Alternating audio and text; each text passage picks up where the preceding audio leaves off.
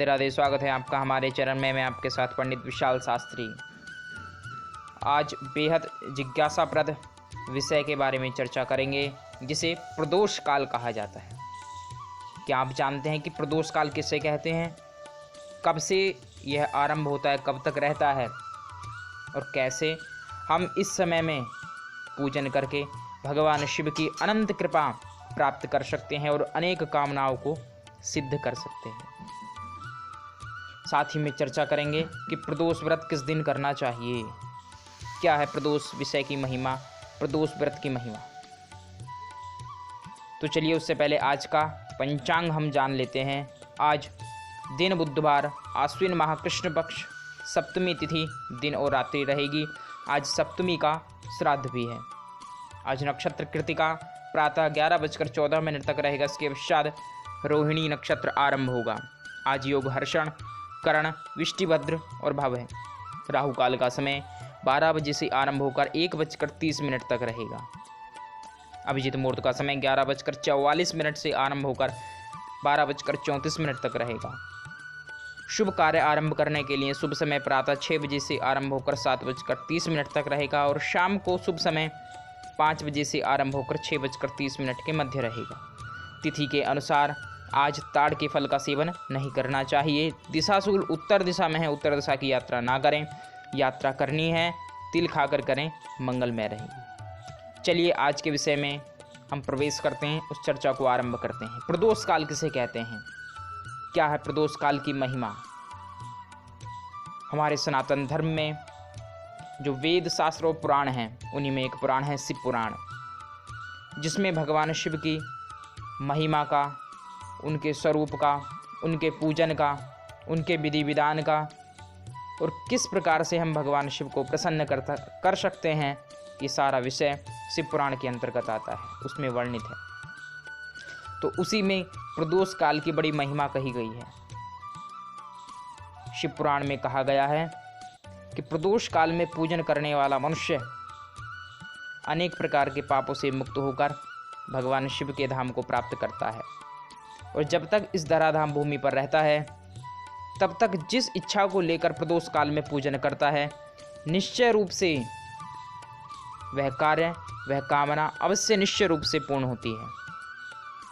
हमारे सनातन धर्म शास्त्र में काल गणना त्रुटि निमिष काष्ठ आदि से आरंभ होकर ब्रह्मा के दिन पर्यंत तक की जा सकती है।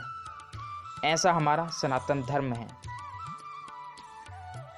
इसी क्रम में एक दिन और एक रात्रि के योग से, यानी दिन और रात्रि के मिलने से एक अहोरात्र का निर्माण होता है, जिसे घंटे मिनट में हम समझें तो यानी 24 घंटा। 24 घंटे में एक और दिन और रात्रि मिश्रित होते हैं और सनातन पद्धति से समझा जाए तो 8 भाग इसके कहे गए हैं, बताए गए हैं। 4 प्रहर दिन के और 4 प्रहर रात्रि के कहे गए हैं। तो जो प्रथम प्रहर हमारे कहे गए हैं, जो दिन के 4 प्रहर हैं, वो क्रमशः सबसे पहले जो 3 घंटे का प्रहर रहेगा वो पूर्वाहन, यानी जो सूर्य उदय होगा उससे 3 घंटे तक का जो समय है वो पूर्वाहन है।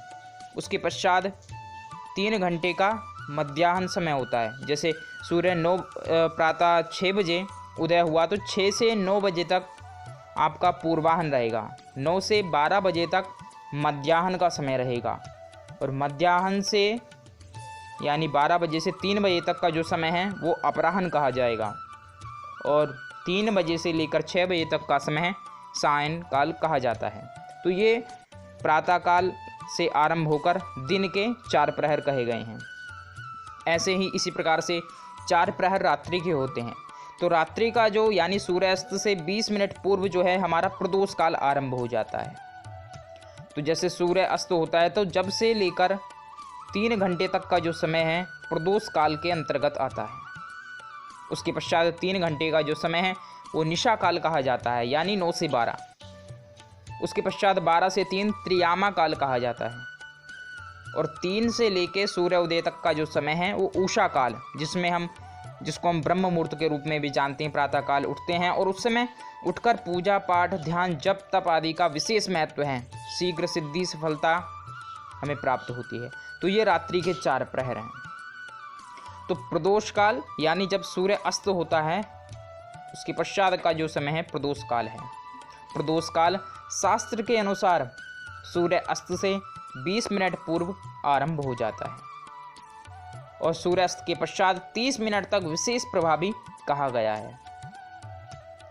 शास्त्र हमारे कहते हैं कि 20 मिनट पूर्व और 30 मिनट पश्चात विशेष प्रभावी प्रदोष काल कहा गया है। वैसे तो 3 घंटे का जो समय अगर घंटे के हिसाब से देखा जाए तो 3 घंटे का समय सूर्यास्त के पश्चात जो है प्रदोष काल के अंतर्गत आता है।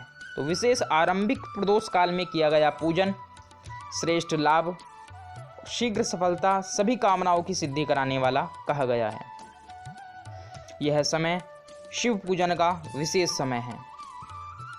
इस समय शिव के जो गण हैं, भूत प्रेत आदि जो श्रेष्ठ सकारात्मक ऊर्जाएं हैं, वह इस चराचर मंडल में भ्रमण करती हैं और देखती हैं कि किसके द्वारा भगवान शिव का पूजन किया जा रहा है, कौन पूजन में सम्मिलित है, किसका सहयोग पूजन में किया जा रहा है और कौन आलस्य, प्रमाद में, निंद्रा में या भोजन कर रहा है। तो इन सब कार्यों के अनुसार ही मनुष्य को फल प्राप्त होते हैं। शुभ कार्य में लगा हुआ है, पूजन में लगा हुआ है तो भगवान शिव की कृपा प्राप्त होती है। आलस्य में है, प्रमाद में है और निंद्रा आदि कर रहा है या भोजन कर रहा है तो उसका सुफल प्राप्त नहीं होता है। और इसमें प्रदोष काल का भी विशेष दिन के अनुसार अलग अलग महत्व है।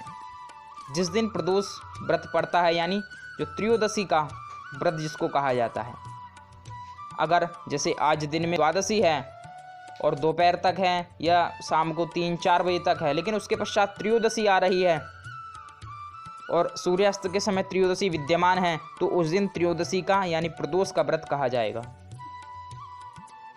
तो इसमें जैसे सोमवार के दिन अगर व्रत है प्रदोष का तो सोम प्रदोष के नाम से उसे जाना जाता है।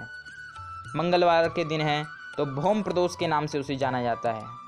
ऐसे ही बुधवार को है तो बुध प्रदोष के नाम से जाना जाता है। गुरुवार को है गुरु प्रदोष, शुक्रवार को शुक्र प्रदोष और शनिवार को शनि प्रदोष, और रविवार को है तो रवि प्रदोष के नाम से जाना जाता है। तो दिन के अनुसार ही ग्रहों से इस व्रत का संबंध हो जाता है। तो अगर किसी विशेष ग्रह से संबंधित हमारी समस्या चल रही है तो उस दिन के अनुसार उस ग्रह से संबंधित देवता का पूजन करने से भी हमें ग्रहों की सकारात्मक ऊर्जा, पॉजिटिव एनर्जी हमें प्राप्त होती है। तो बड़ा ही अद्भुत व्रत है त्रयोदशी का व्रत, बड़ा ही अद्भुत काल है प्रदोष काल। तो आप अपने जीवन में प्रदोष व्रत अवश्य रखें। शिव की अनुकंपा, कृपा, सानिध्य प्राप्त करने के लिए प्रदोष व्रत सबसे प्रभावी कहा गया है शिव पुराण के अनुसार।